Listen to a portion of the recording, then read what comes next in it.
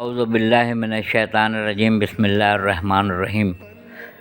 آج کا جو عنوان ہے وہ ہے سورہ یاسین، جس کی آیت نمبر 9 اور 58۔ 9 نمبر کی آیت میں ہے بسم اللہ الرحمن الرحیم، وَجَعَلْنَا مِن بَيْنِ أَيْدِيهِمْ سَدًّا وَمِن خَلْفِهِمْ سَدًّا فَأَغْشَيْنَاهُمْ فَهُمْ لَا يُبْصِرُونَ۔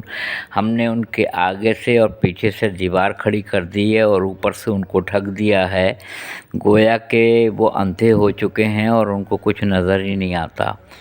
یہ اتنی مجرب یہ آیت ہے 9 نمبر کی سورہ یاسین کی کہ اس کو اگر گھر کے دروازے پہ جہاں سے آنا جانا ہو، اگر اندر کے سائڈ پہ لگایا جائے تو ہر جانے والا اس کی تلاوت کرتا ہوا جائے، انشاءاللہ خیریت سے جائے گا اور خیریت سے واپس آئے گا۔ یہ مجرب یہ نسخہ ہے۔